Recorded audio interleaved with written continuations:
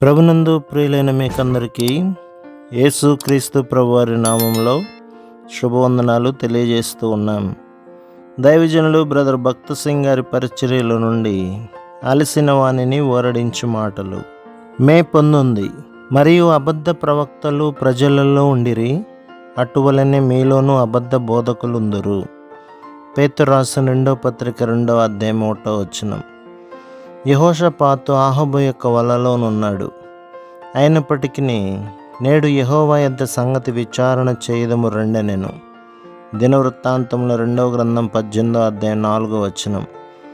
ప్రాముఖ్యమైన విషయమునకు పూనుకొనక ముందు దేవుని ప్రవక్తల యొద్ద విచారణ చేయుట అతని అలవాటు.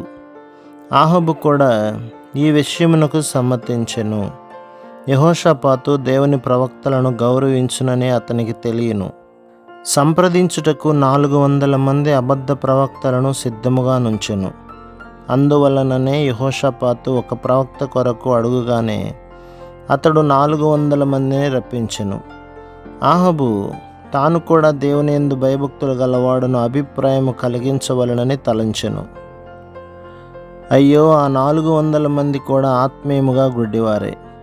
అహాబుతో వారందరూ, దేవుడు మీతో కూడా నున్నాడు, మీరు యుద్ధమునకు వెళ్ళుడి, తప్పక జయమొందుదురు అనిరి. వారు రాజు యొక్క క్షేమమును గురించి పట్టింపు గలవారు కారు. ఈ రాజులు యుద్ధములో మరణించనిమ్ము, మాకేమి పట్టినది అని వారు తలంచిరి. చాలామంది బోధకులు ఈ అబద్ధ ప్రవక్తల వలెనున్నారు. నమ్మకముగా దేవుని వర్తమానమిచ్చుటకు వారు శ్రద్ధ వహించరు. ప్రజలు ఏ వర్తమానములను వినుటకు ఇష్టపడుదురో అట్టి వర్తమానములనే ఇచ్చెదరు. ప్రజల ఆదరణ పొందుటే వారి అభిలాష. యెహోషాపాతు ప్రార్థనాపరుడు గనక ఈ 400 మంది ప్రవక్తలు సరైన వారు కారని గ్రహించెను. అదే విధముగా ఆత్మీయులైన వారు బోధకుడు దైవజనుడో కాడో గుర్తుపట్టగలరు. యెహోషాపాతు వారి ప్రవచనమును వినగానే వీరు నిజమైన ప్రవక్తలని నేను అనుకొనను అని తనలో తాను అనుకొనెను. వీరు తప్ప వేరే ప్రవక్తలు లేరా అని అతడు అడిగెను. అప్పుడు మీకాయా పిలువబడెను. మీకాయా ఈసారి కూడా ఏమి చెప్పునో అహాబుకు తెలియను.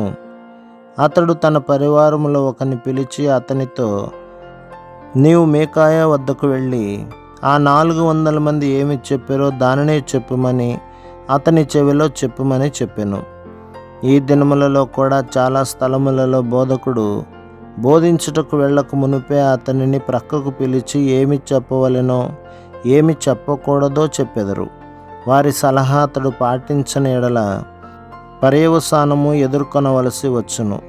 ఇప్పుడైనను ఆ తర్వాతైనను దేవుని సేవకులైన మీరు ఇట్టి పరిస్థితులను ఎదుర్కొనవలసి వచ్చును. నీ అడుగులను జాగ్రత్తగా గమనించుకొనని ఎడల నీవు పడిపోవలసి వచ్చును.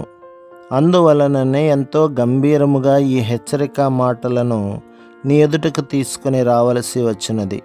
మీకాయా నమ్మకమైన దేవుని సేవకుడు. ఎంతో నమ్మకముగా అతడు దేవుని వర్తమానమును తెలిపెను.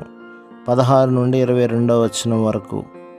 400 మంది అబద్ధ ప్రవక్తల నోటిలో దేవుడు అబద్ధముడ ఆత్మ నుంచి ఉన్నాడని పలికెను. అతడు తన పరిచర్యను ఎంతో నమ్మకముగా ధైర్యముగా నెరవేర్చి ఉన్నాడు. ప్రభు మిమ్మును మీ కుటుంబమును మీ సంఘమును దీవించి ఆశీర్వదించునుగాక. ఆమేన్.